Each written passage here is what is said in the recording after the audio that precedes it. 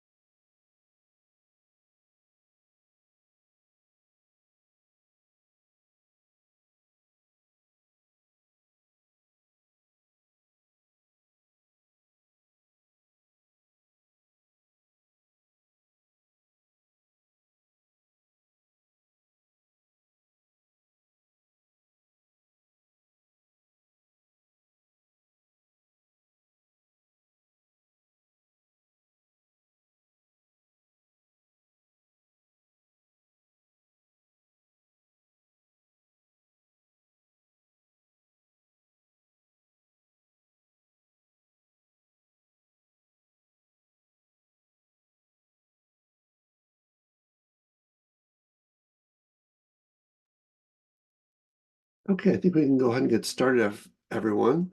Good afternoon. My name is Jonathan Lackritz. I'm a manager in the BEAD over the BEAD branch. It's implementing the implementation of the BEAD program in California. This is another in our continuing set of office hours we have, or an opportunity to be able to ask questions and for us to answer them or to commit to answer them in writing afterwards. As a reminder, the session is being recorded. It will be posted on our website. As we go through the process, we'll explain the process of how to ask the questions. Next slide, please.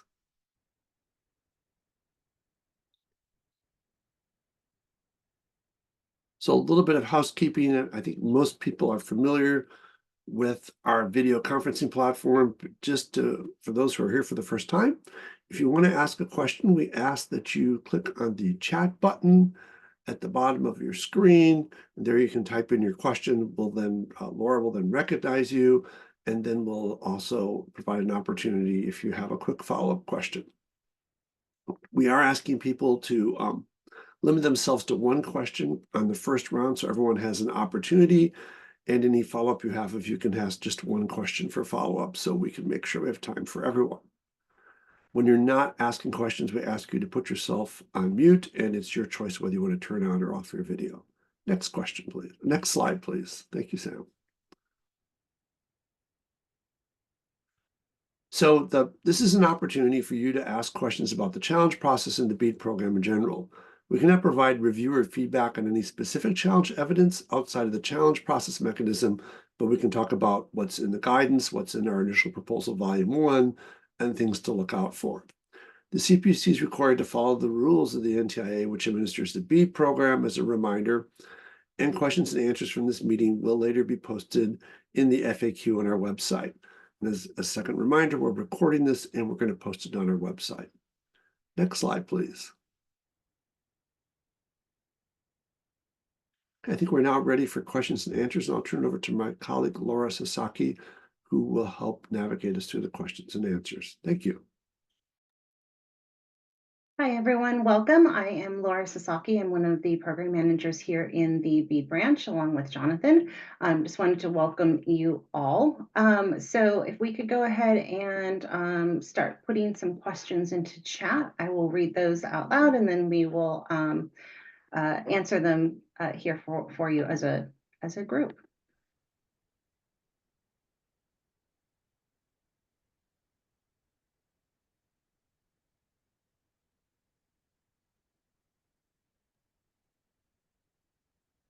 And Laura, I think we have one question actually also in the question and answer. Oh, okay, gotcha. Thank you. Okay, so first question comes from Len. Can I get direction on the process for submitting a challenge for an enforceable commitment where the grantee has failed to execute but will not provide a letter of withdrawal? So I think we wanted to, Amy, are you CTC, our friends at CTC? If you would just take a shot at that one, please. Sure. So there are various types, or there are various methods for submitting a challenge, including an availability challenge or other type of uh, technology or speed test type challenge showing that service is unavailable at that address. Um, the both the guidance and the policy notice have that information. Can I ask a follow-up? Certainly. And Phil, I welcome your input here as well. Okay. Yeah, thanks, Amy. I think that is by far the best approach. Is there are multiple types of challenges you can submit against the locations that are essentially stated as being covered by an enforceable commitment, and will provide you with some additional direction. So I have a couple of issues on this. I've looked at every way of submitting a challenge based on this, and I don't see anything in the portal that will allow me to do it. The closest I could get was a enforceable commitment, but that requires a letter in the documentation from the ISP. So I do not see a clear way to submit that. And secondly, the commitment that I'm talking about was originally for 7,700 locations, but in the BEAD map covers 11,000. So doing those at 250 a shot is quite laborious. So that I can help with a little bit more clearly. If you are talking about under the initial proposal volume 1, if there are 6 challenges of the same type of challenge to the same provider, so meaning a technology challenge or a speed test challenge, but if it's 6 challenges to the same provider that way, within a census block group, then that can become an area challenge. Now you, to make sure you would want to make sure that you challenge at least 6 locations. You may want to add a couple locations, but you do not need to challenge all of the locations within a census block group to have a valid area challenge.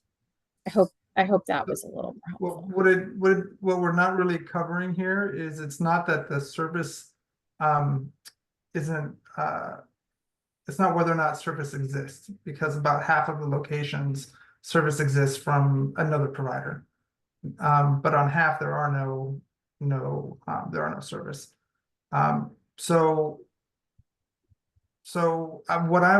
What I want to make sure is that a challenge isn't eliminated or ruled against by filing it the incorrect way. And there's just not really clear guidance in the rules for that.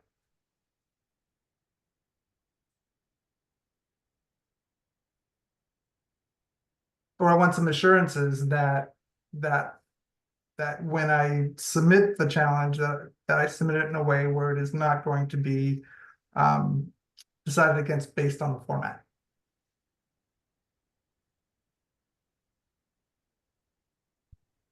Understood. Phil, did you want to start and have me fill in, or do you want me to just? Yes, an interesting question though, and thank you. There are multiple different challenges that you can submit, and with the evidence, if the evidence meets the evidentiary standards that are in the IPv1 and in the BEAD NOFO, the BEAD challenge NOFO, those challenges will be accepted. Challenges that come through that do not have the right level of evidence, that would typically be reviewed and would have to consider whether we want to accept them or not. But I would say if you submit challenges that are in the categories that are accepted, we will review them, and if they are appropriate and complete, we will accept them. And just I wanted to note something there also, Phil, that if a challenge comes through and we do need to go through additional review or we need additional information, then we will reach out to follow up on that. So it's not like it just disappears if we have questions about it. Yeah. Thank you, Laura. And can I add, so for example, if we're talking about an availability challenge, for example, there are many types of evidence that are allowable for an availability challenge, including a lack of suitable infrastructure. And there are different types of documentation that may indicate a lack of suitable infrastructure. Including, a lack of fiber on a pole or a lack of a wireless infrastructure on around the area that you're speaking of. That is a very open category, and so there are also other parts of that, including screenshot of from the provider's webpage or service refusal request, but there are many types of evidence that are considered acceptable under that challenge, for example. Is determination from CASF staff that a CASF grant and all the locations underneath it are deemed unserved and eligible for funding? Is that sufficient? I would recommend providing as much evidence that you have that you believe is suitable. And we will. Thank you. I did more than my share of questions, so I'll... No, that's appreciated. And we will review all the evidence that you provide. And as Laura has mentioned, we will certainly reach out to you if there is additional information or it's not complete. Thank you, Lynn. And feel free. We've also mentioned, and it'll be in the later slides, and some of you have taken advantage of this. But if there's still stuff that you need clarified, feel free to email that to us as well, because we may not be able to get through everything today. So I recognize and appreciate that this is, no pun intended, a challenging process, and that there are a lot of questions around things. So thank you for your patience. Okay, from Stephen. The guidelines state that the cutoff for construction of planned service, is 6/30/2024. Since that date occurred prior to the opening of the challenge window, will locations which are opened after this date be considered as eligible for this challenge type? And if not, what can be submitted under this challenge type?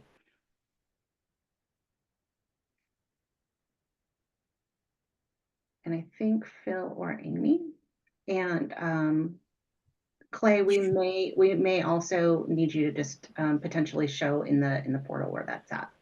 I think that would be really useful. You want me to go through first, Amy, on this one? That's a great question. Thank you. There is what we call a type P challenge, which you will see is one of the available challenges. Within that particular challenge category, there are two what we call subcategories. One of them is a planned service. One of them is existing service. That we would suggest that you complete one or other of those challenges. The existing service obviously would be to cover your existing footprint.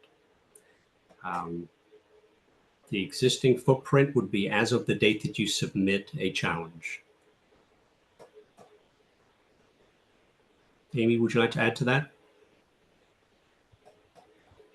No, I don't have anything additional to add here. I do think it might be helpful to show what this looks like in the portal, just so that we can review, so people can see it quickly. Yeah, be happy to. All right. Can everyone see my screen okay? Yes, we can. Good deal. So looking at the map, there's a couple of different ways to start the challenge process. A quick overview, again, just for the portal and for everyone. You have your different filters and way to look at the map over here on the left. If you go to the dashboard, and as a quick reminder, this is a test environment, so we're looking at test data, so protecting everyone's privacy there. And so you'll see your dashboard, and a challenge can be added here. For planned or existing, it will show up in the challenge category section. There's the June 30th date right there, per Phil's guidance. And so whether it is planned or existing, if we're going through and doing planned, You would confirm, select the technology type. So let's say it's fiber, and then you're offering 100 by 100, confirm that it's under 100 milliseconds latency, and then whether it's residential only, business only, or residential and business service. And then from there, you can upload up to 250 locations at a time, either by uploading a CSV with the locations. You can select individual addresses on the map to add them in that way. So if it's a multi-address, you would add each one, confirm, add to challenge, confirm, or for more than one at once without uploading, you can shift, drag, and click. Keep those. So you'll have that location. These location IDs can be downloaded in case you want to do some analysis offline with your Fabric ID. And then you will go through and upload the supporting evidence for your planned or existing service challenge here. And please note there are some limitations on the file sizes, especially with bulk challenges. So just make sure to pay attention to those parameters there. And then after you upload your evidence, so I'll just add in a couple of fake files here. You will go through, hit next, finally get to your attestation, certifying that this evidence is true and accurate to the best of your knowledge, and then you will submit the challenge. And there you Great. go. Pop up in your dashboard. Perfect. Thank you, Clay. Bet. Okay, so next question is from Ben. We're a provider that serves locations that are shown as unserved on the challenge map. How do we report the service levels for a large set of those locations? I'm going to turn this over to CTC because I think there's a couple things here. One is we want to talk really quickly about the types of technologies that qualify for reliable per the BEAD definition. So for the BEAD program, there are specific categories, and then we can talk about the how to create those larger areas to challenge. Yeah, that's a great reminder, Laura, that for everyone, that according to the BEAD NOFO, reliable broadband service means, and I'm just going to read this so I'm not misattributing, means reliable service that the broadband data maps show is accessible to a location via fiber optic technology, cable modem / hybrid fiber coax technology, digital subscriber line or DSL technology, or terrestrial fixed wireless technology utilizing entirely licensed spectrum or a hybrid of licensed and unlicensed spectrum. It also must meet the speeds of at least 100 megabits per second download and 20 megabits per second upload. And Amy, I'll add one more thing to that. In a hybrid environment, the last mile connection must be licensed fixed wireless. Okay, that's very helpful. Thank you. So the part two of that question is reporting the service levels. So I don't know, Clay, if you're able to show just really quickly in the portal, we don't need to step through all of the processes, but how you would essentially challenge something in a large area like that. Right. So like a bulk challenge. Sure. So it's actually very similar to what we just walked through. But let me get this pulled back up real quick. So probably the best, most reliable way to do it, if you're looking at a large, so I think based on the question, this would be existing service. So you go through, so let's say it's licensed fixed wireless, whatever speed package you're able to offer, as long as it is eligible, what type of service. And then it will tell you in the portal what the location file size is. What we recommend doing is uploading by list of locations. So that's the CSV file where the first row First column is really what you want to pay attention to. So first row is going to be your location ID, and then additional columns are those location IDs. And I'd recommend batching those about 250 at a time. And so when you upload there, or you can do, zoom in on the map and do that shift and drag function. So 379 locations wouldn't let me proceed. So I would need to limit that down. So 117, and we've got all those. Okay. Any follow-up questions there? Or? Oh yeah, I was just literally what I was going to ask. Ben, does that address the questions that you had? Yeah, can you hear me? Yes, we can. Yep. Okay. What I've noticed is it won't allow, well, there's two categories, unserved and served. Served is 100 by 20, correct? Correct. And underserved is greater than 25 by 5, correct? Or 25 by 3, correct? 25 by 3, yes. It Right does in not between. allow entering location IDs via wire with less than 100 by 20. In other words, these are underserved locations, but they're served by wire.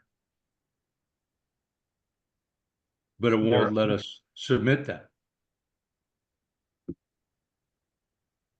Interesting. So like this right here. So I guess if it were a wired solution, but it's underserved, it's not letting you submit. Correct. Ben, Okay.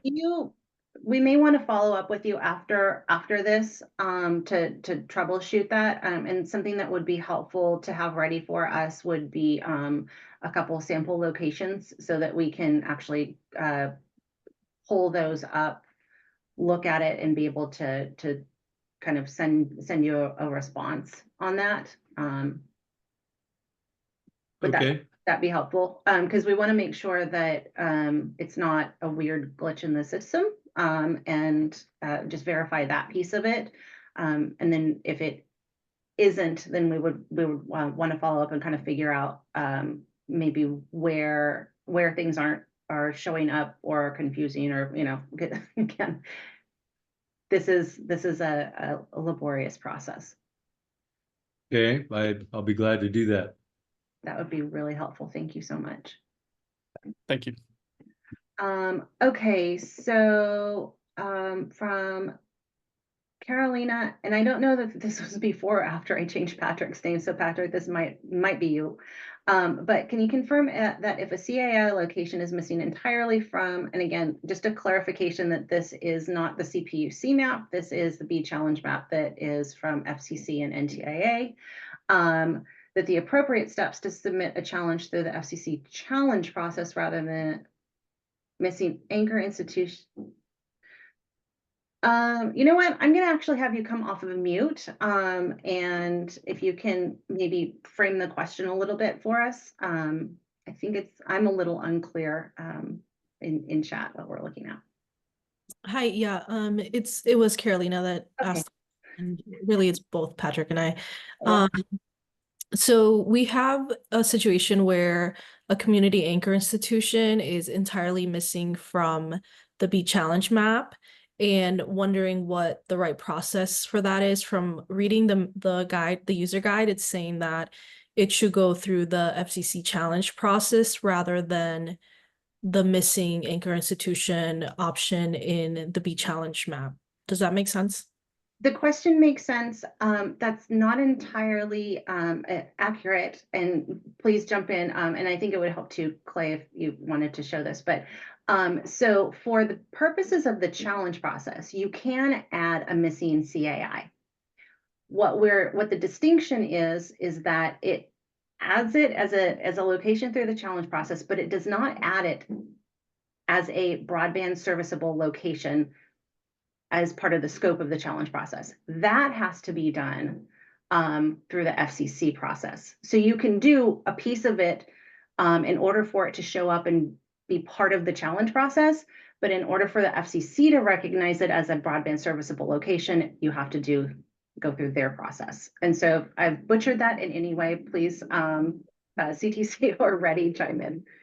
No, I think that was an excellent explanation. And then we talked a little bit about this on the last the last open session, where we, the way that this is set up, the FCC made a presumption that broadband serviceable locations would really require more, I'm not going to use the right term, so Phil, jump in here. But it's meant to be more at an individual level and not a commercial service. And the presumption is that CAIs would use a commercial level service, not that service. So that is why those locations are designated as broadband serviceable locations, because they're not meant to be an enterprise or commercial level service. And so there are reasons why those are missing from the map overall.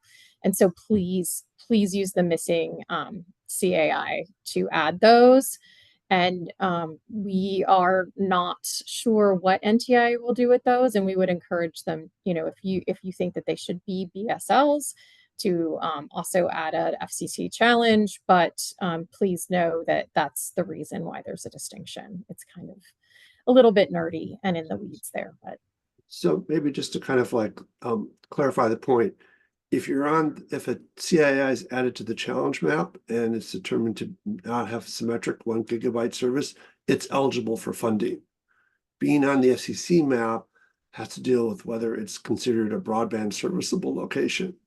So exactly. You can be eligible for funding, but not be a broadband serviceable location. There's sort of two, the way almost I think of it simply as there's two different dots at the same place. One dot says it's a broadband serviceable location. The other dot says it's a community anchor institution that may or may not be eligible for funding depending upon what speed service it currently has available to it. Right. And just to demonstrate quickly, pull the map back up real quick. So to do that process, you would select community anchor institution as the challenge category, and then go to the very bottom option, which is missing anchor institution. And so this is to report if a CAI is missing entirely from the map. So let's say that this structure right here is the CAI. It is missing from the map. So you can click on it and it's going to automatically put in the Latin long. So you can add that to your challenge. And then you would type in the address. Oh, I've got my caps lock on there somehow. And of course, you'd want to make sure that this is the actual address, not just example data. And then go through and fill out the additional evidence. But really the basic functionality that you want to pay attention to is just being able to click on the map to where you can hone in on that location. And that's the best way to get the data in. Great, thank you so much, Clay. Okay, we're going to keep moving on. We have quite a few questions to get through. So got a question from Tim. Hello, I'm interested in getting technical guidance on how to do line speed reading from modems as mentioned in the recent video. So that sounds like it might be a Ready question. Do you want me to elaborate? I can elaborate if that question is not clear. Sure. Okay, hi, Tim here. We've been as I think everybody has been, in regards to doing the speed tests, we've been focused on having people do the online tests against one of the several web pages that do the speed tests. But when I was reviewing your July 3rd video called BEAD Program Evidence Required for Consumer Challenges, 12 minutes into that video, there's a slide up that lists all the ways that speed tests can be done, and doing a speed test against an online service is just one of a few different options. And so you list, there's 3 bullet points, and it lists the first option being reading the physical line speed from the residential gateway, which I take to mean modem.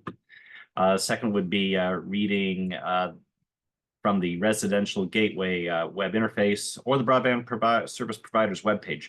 So I'd be interested in if you have, and I did search, but I could not find any specific walkthroughs on how to do those things. So if that exists, I'd appreciate a reference to that information. And then more generally, I'm curious if these are really presented as secondary ways to do things, if somebody for some reason can't just use one of the website means, or if these are considered equally, I know they're equally valid, but are they equally easy as doing it the other way? So that is my question.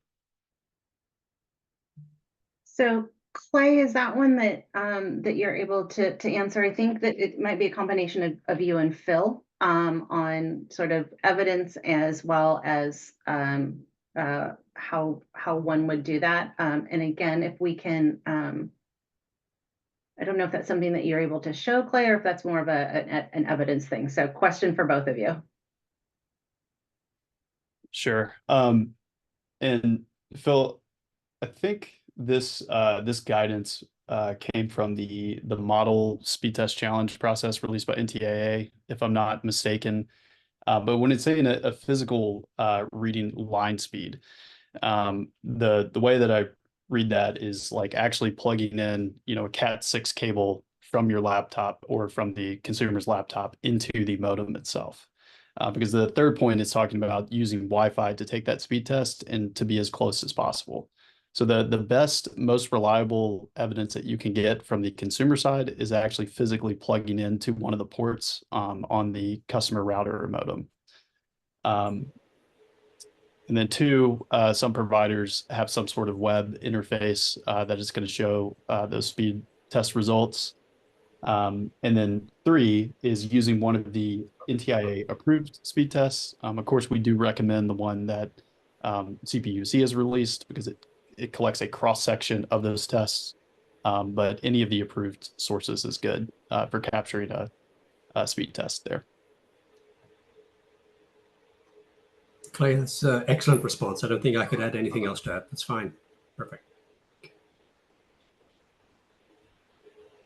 I was looking on the so in follow-up, I was looking on YouTube for instructions on how to plug into the modem, and I wasn't able to find anything. I could continue searching, but if you had any instructions or something you could refer me to, so so that I know I'm doing it right, or that I'm telling people in my area that they're doing it right, that'd be helpful to me. Do you have that? I don't think right offhand we have that. Probably. I did. It's dependent on the make and model of the modem and who your provider is and all of that sort of thing. Just, you know, which ports are on there and where you would plug in and all of that sort of thing. So there are some dependencies on that if you're trying to do that direct line speed test. So I think that might be the challenge in us being able to say, this is exactly how you do it for your modem. So I don't know. It may be the most helpful if you're able to go through the, as Clay noted, the Consumer Challenge web page, the website that we've created, because it's not asking you to do those very specific things. It's just asking you to run a speed test from where you're sitting at that time.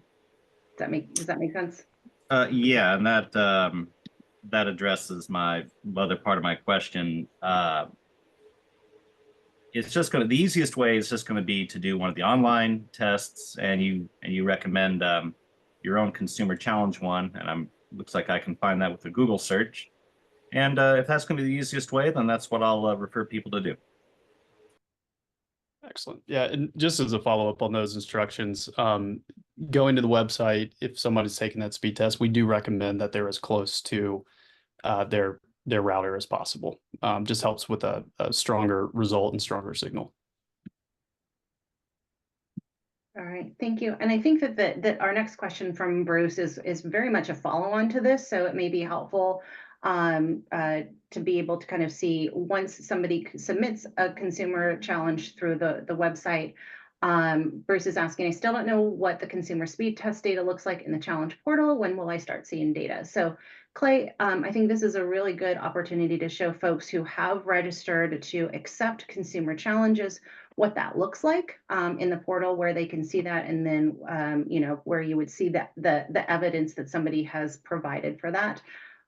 Along with just the caveat of you need to have signed up for receiving, I believe it says like map corrections when you register. And then in addition to that, you'll select the specific counties from which you want to receive those challenges.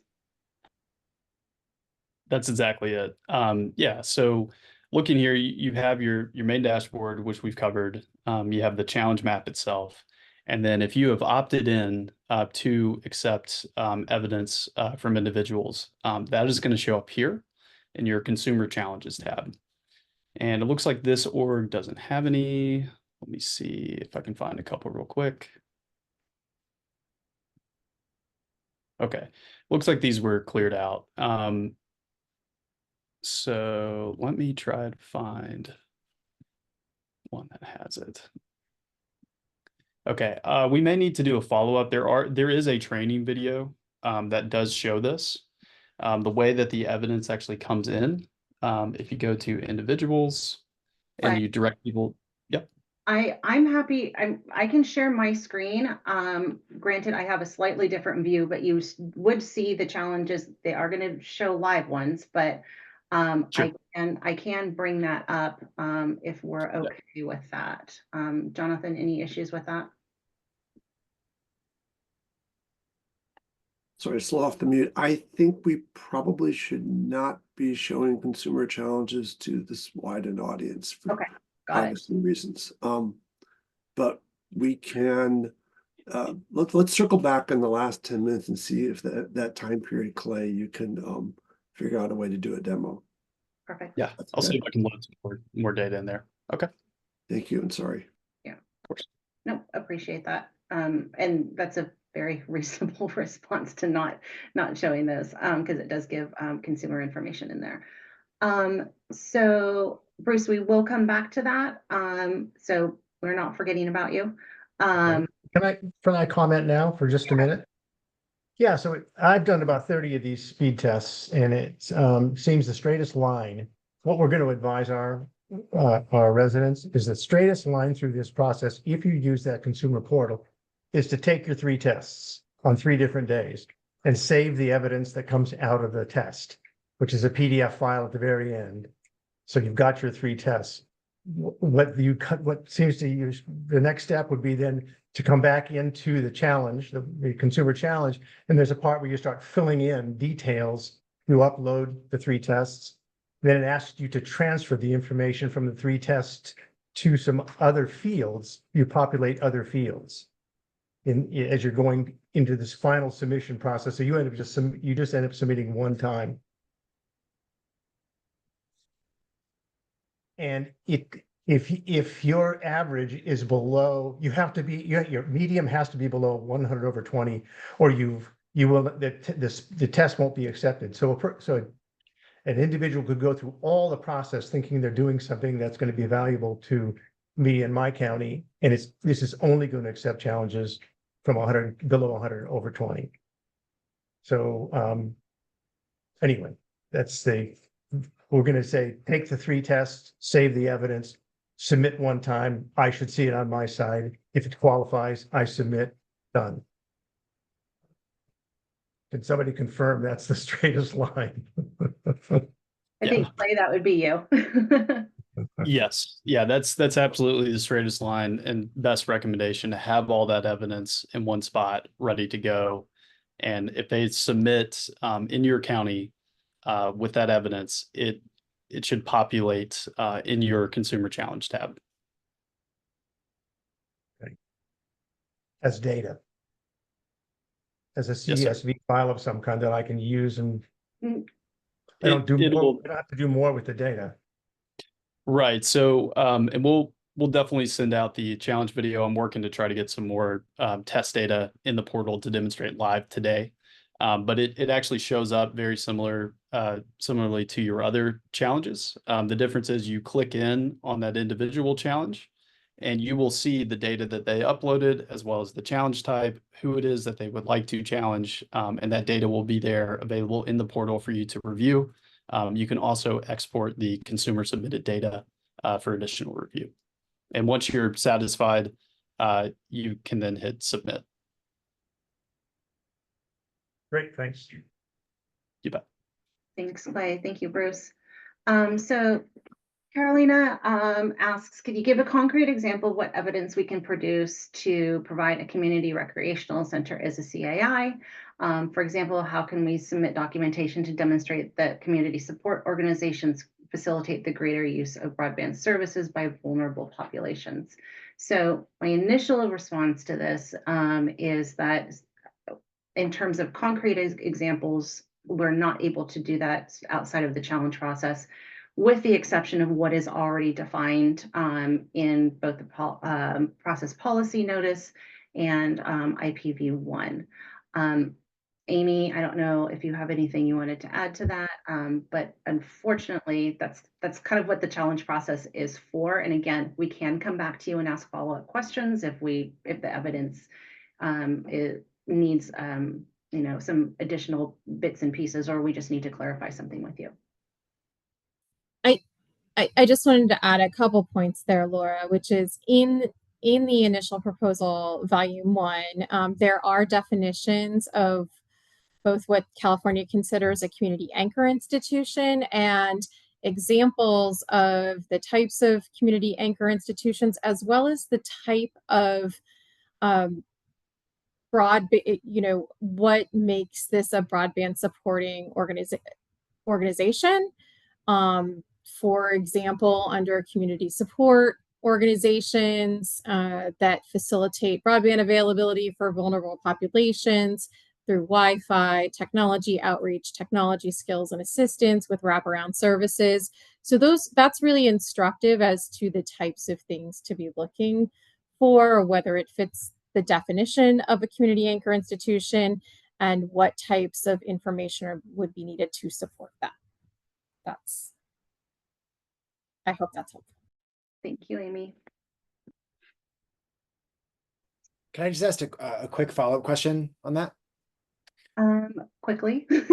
Yes, I submitted one of these location as a CAI challenges just right now, and the CSV that requires you to like have the location ID, institution name, evidence files, comma separated, entity ID, gigabit availability, explanation. When I uploaded it, it hadn't saved the CSV file. So now when I'm like reviewing the challenge, the CSV is empty and I want to like upload it properly. Is there a way to revise a submitted challenge to if like a file, for instance, wasn't uploaded correctly? We can, Phil, correct me if I'm wrong, but we can request additional information on that one in its current state. Yeah. All right. Yeah. Okay. So we can do that on the back end, which basically kind of returns it to you, for lack of a better term, so that you can add that information back in. In terms of process, should I just like ping the BEAD email to say like, hey, challenge CA 1315? Yeah, if you could give us the number, that would be super helpful. And we can turn that around really quickly. But just knowing which one would be super helpful for us to not sift through multiple ones. Got it. Thank you. Thank you. Okay, sorry, I muted myself. So let's see. Bruce, can you run through submitting a speed test challenge where the data comes from and this consumer website speed test module? I'm not sure if we have enough time to go through that whole process right now. Clay, how long does that take? Not long, but we are missing the test data in there. Okay. So that team. Yeah. Okay. So what we're going to try and do is get Clay's still going to work on trying to get the test data in there. If we don't get it by the end of this session, what we'll try and do is get a video recorded and up there for you. So, and not just for Bruce, but this is like to help folks understand kind of like what that process looks like, and where it goes and where they will look at the data once it's in there. So we want to make sure that we're helping support with that. And then the next time that we have office hours, we will make sure ahead of time that we do have sample data in there that we can check against.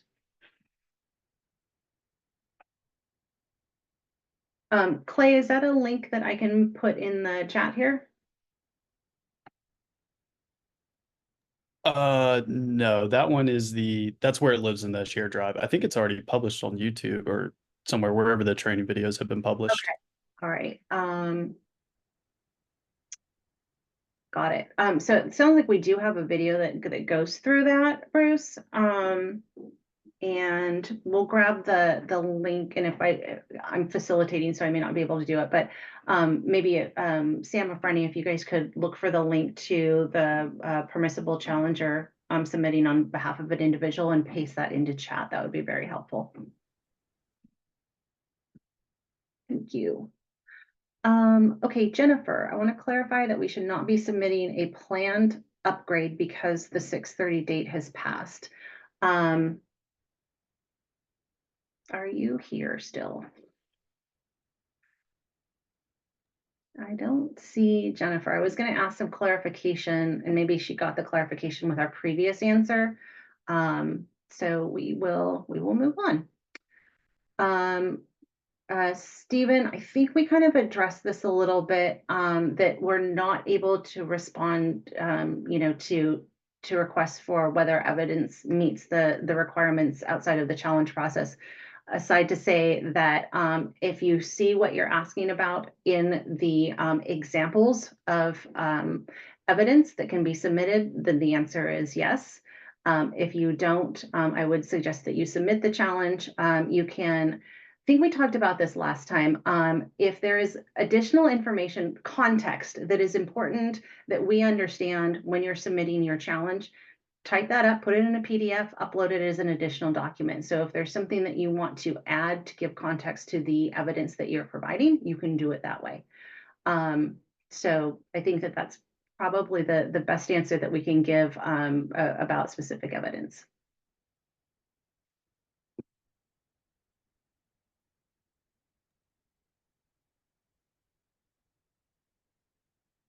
Okay, Tim. So Tim, the answer to your question is directly above where you put your question, and I'll take it again and copy it again. But it is the link that I just put down at the bottom of the chat, and that is where folks will start the process as an individual to submit a speed test challenge. And there's a speed measuring tool similar to what UCLA and those other guys are doing. It's already built in, and the link that Sam pasted just above mine will walk you through that entire process and what that looks like for submitting on individuals' behalf and what you'll see. And I believe, Clay, does that video include the walkthrough on the consumer website as well? I believe the consumer walkthrough is actually a separate video. Okay, we will grab that link for you, Tim, as well, and get that put in the chat. Great. And all right. And I know you're going to post this to YouTube at some point in time. And when you do that, is all the stuff in the chat preserved on YouTube? I don't know. I'd have to check with our media office. I'm not. Well, I'll make sure to copy it all out right now. All right. Yeah. Okay, so Len, can you walk through the process of submitting bulk speed test challenges that do not go through the consumer portal? I mean, my own speed test using MLab. So I think this is something that we've talked about a little bit, and I think that the challenge here may be that there are specific requirements Amy and Phil, keep me honest here, but there are specific requirements for what the FCC will accept as a speed test challenge and from which providers they will accept that. So I think before we get to, I don't think it's something that we can walk through today, but Amy or Phil, if we can talk just briefly about the approved speed tests that the FCC has, and I will also grab the link to the sheet that talks about those. Sure. I think the sheet is actually very specific, and it does give clear directions as to how many speed tests you need to take, when you need to test them, take them. Also, I believe and Clay, keep me straight here. When you submit your speed challenge, there will be checks within that particular submission to make sure that you do provide the right amount of information. There's also some additional clarity in the initial proposal, Volume 1, for the speed challenge, which I would also recommend that you refer to and make sure you're in compliance.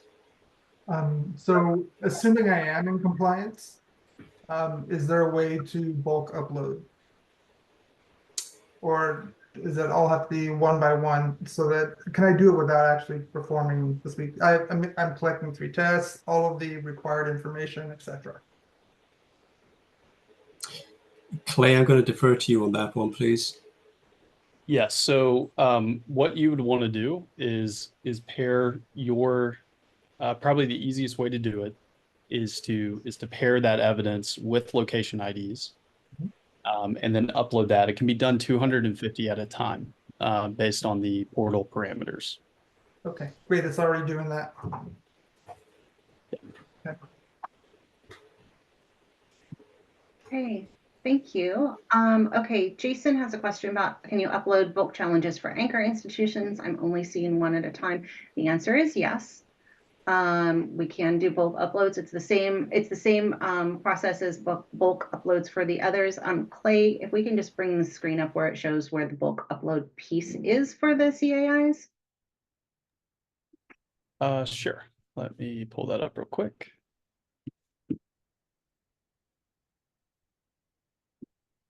Okay. And is there a specific type of challenge that you're trying to submit?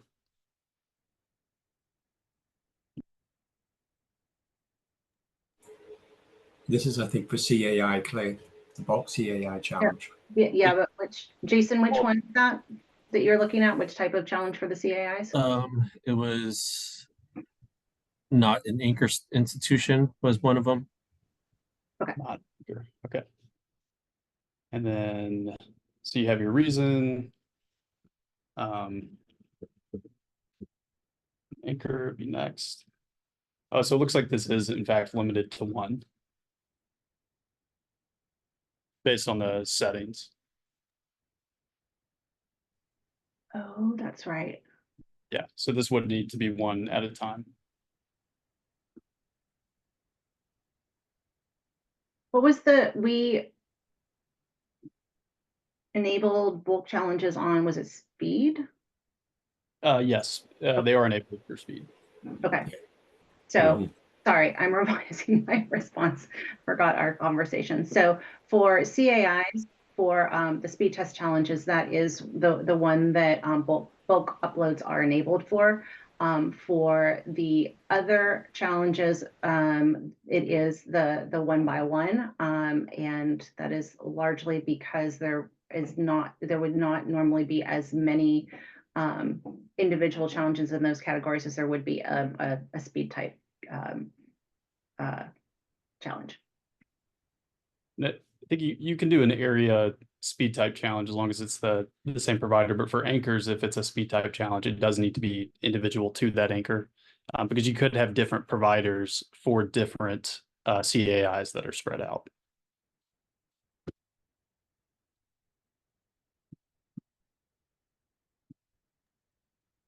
Okay, wrapping up with our last couple questions here from Bruce. Can individuals using the consumer speed test module submit another form of certification or attestation than their provider's invoice?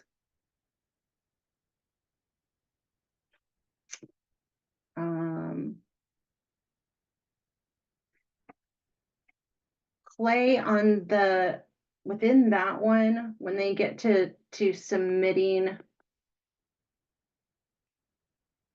see. And Bruce, are you just saying that somebody might not have a bill? Well, two things. They may not have access to their bill. And the other is that I think volume 1 states that you can upload something other than the provider's invoice. That's a Oh, I sensitive know what you're document. talking about. You're talking about the form, is that correct? It says there's a point at which it says upload your provider's invoice. It doesn't say or something else. But volume 1 says there's an or in terms of what they can provide. Yes, it says you can provide a certification of something else. It Yes. is not provider's invoice. And there's no form that I've found. And I want to be able to respond if a resident contacts me and says, I'm not going to send that, but I'm going to send you a certification. I'm going to swear that that this is, I'm telling you being accurate here and honest here. So it just says that you can do it. Got it. So just to be clear on that one, and we know that you did ask this question of us. So we aren't providing the certification form. And so that would be, I think, kind of up to the individual to create a certification form, or you guys to create one for them that they can use across the board. But I think what we had mentioned before is just that the strongest possible evidence is what is being asked for as you're stepping through the portal. And Phil, I don't know if there's anything that you want to add in terms of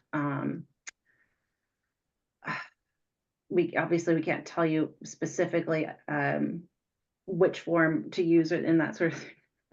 But is there anything that folks would want to be aware of for submitting their certifications as part of the consumer process? No, I think you covered it all, Laura. Thank you. Yeah. Well, this is Bruce again. We're having a problem in high density multifamily neighborhoods where there's lots of times where people don't have an invoice, but they want to take the test because they're living in the unit. They're getting their service through the apartment owner, a variety of different ways that are non-traditional to myself, who lives in a single family home. Where I can answer the question any number of ways, and they can't. So we do want to be able to know that we can produce a letter that a form, a certification form that they can submit in lieu of the invoice. And you're saying we can just have to sort of come up with something that looks like it's an attestation. I think that is a correct statement. But we can also take it back and discuss a little bit further, see if there's some resources that we can point you toward that might give you sort of the points that you might need to add to that. Thank you. Thank you. That was obviously a good question because we need to talk about it a little bit further. If you could throw that in the FAQ or some other way to disseminate it broadly, that'd be deeply appreciated. All right. Thank you, Len. We will do that. So we are at time. If you have additional questions that we did not have a chance to get to, we will capture what is in chat. I think we have one that is left today that we will capture, and we'll follow up on that. Again, if you have questions, team, if we can put the email address in there, that would be great. And also, if it is a question that is for technical support or issues with the portal itself, that goes to Ready's help desk. They are very responsive in getting back to you. For just general additional information, we have some links that are up there. We can put those into chat as well. And then just a reminder that we are having 2 more office hours for the challenge phase. And that's on the next slide. We will be taking a break and then having We'll have a office hours for the rebuttal phase, but prior to that, we'll also be doing a webinar specifically for broadband service providers and how to engage in the rebuttal phase. It's open to everyone, but the target audience for that is broadband service providers. So again, want to thank everybody for being here today, for bringing your questions. It helps us get a better understanding of what it looks like for you as you're working through the process, and just things that we need to take back and discuss. Appreciate your patience with that. And we hope you have a wonderful day. And I'm guessing we'll probably see most of you next week as well. So thank you so much, and have a great afternoon. Thank you. Thanks, everyone.